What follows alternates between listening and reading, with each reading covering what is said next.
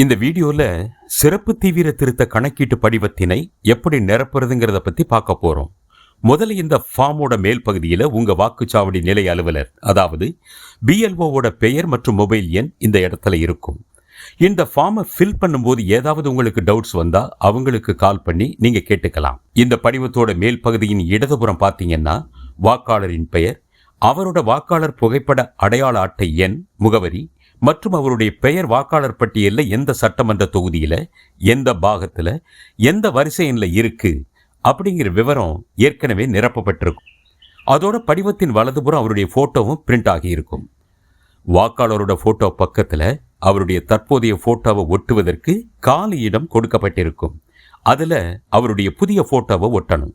அதுக்கப்புறம் இந்த படிவத்தை வாங்கிய அத்தனை வாக்காளர்களும் முதல் பகுதியில் அவர்களுடைய விவரங்களை நிரப்பணும். அதாவது பிறந்த தேதி, ஆதார் எண், விருப்பம் இருந்தால் கைபேசி எண், தந்தை அல்லது பாதுகாவலரின் பெயர், அவங்களோட வாக்காளர் புகைப்பட அடையாள அட்டை எண் இருந்ததுன்னா அதையும் எழுதலாம். தாயாரின் பெயர், அவங்களோட வாக்காளர் புகைப்பட அடையாள அட்டை எண் இருந்ததுன்னா அதையும் எழுதலாம். துணைவர் பெயர், அதாவது கணவன் அல்லது மனைவி அவங்களோட வாக்காளர் புகைப்பட அடையாள அட்டை எண் இருந்ததுன்னா அந்த எண், இது போன்ற விவரங்களை எல்லாம் சரியா நிரப்பணும்.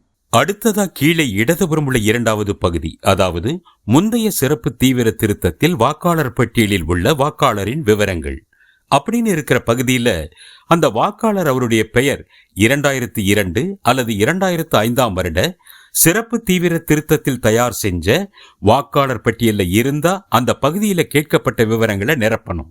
அதாவது வாக்காளர் பெயர் அப்படிங்கிற இடத்துல அவருடைய பெயரை எழுதணும்.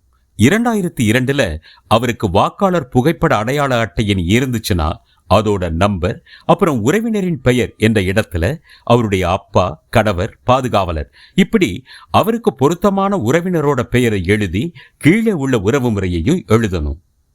அடுத்து 2002 அல்லது 2005 சிறப்பு தீவிர திருத்தத்தின் போது அவர் எந்த சட்டமன்ற தொகுதியில் இருந்தாரோ அந்த தொகுதியுடைய பெயர், எண் மற்றும் அந்த வாக்காளரோட பாகம் எண், அதாவது பூத் நம்பர், வாக்காளர் பட்டியல் அவரோட வரிசை எண் ஆகியவற்றை எழுதணும். ஒருவேளை அந்த வாக்காளரோட பெயர் 2002 2005 வாக்காளர் பட்டியல்ல இல்ல, அப்ப என்ன செய்யறதுன்னு அடுத்து பார்ப்போம்.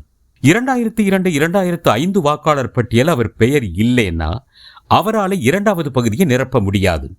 அப்போ இந்த மூன்றாவது பகுதியில அவரோட உறவினர், அதாவது அவருடைய அப்பா, அம்மா, தாத்தா, பாட்டி, இவங்கள யாராவது ஒருத்தருடைய பெயர் 2002 2005 வாக்காளர் பட்டியலில் இருந்ததுன்னா அவங்களுடைய பெயர் 2002 அவங்களுக்கு வாக்காளர் புகைப்பட அடையாள அட்டை இருந்ததுன்னா அதோட நம்பர், அவங்களோட அப்பா, கணவர் பேரை நிரப்பணும். அடுத்து உறவு முறை அப்படிங்கிற இடத்துல அவர் வாக்காளருக்கு என்ன உறவு முறை அப்படின்னு எழுதணும். அப்புறம் அவர்களோட, அதாவது யார் பெயர் 2002 2005 வாக்காளர் பட்டியலில் இருக்கோ அந்த பெயர் இருக்கிற சட்டமன்ற தொகுதி பெயர், பாகம் எண், வரிசை எண் எல்லாத்தையும் ஃபில் பண்ணணும். இதை முடிச்ச பின்னாடி கீழே இருக்கக்கூடிய 3 உறுதிமொழியையும் பொருத்தமா ஃபில் பண்ணி வாக்காளரோட கையெழுத்து அல்லது கை ரேகையை இட்டு, அவர் இல்லாத பட்சத்துல அவருடைய குடும்பத்தில் இருக்கிற 18 வயசுக்கு மேற்பட்ட நபரின் கையெழுத்து அல்லது கை ரேகையை பதிவு செஞ்சோ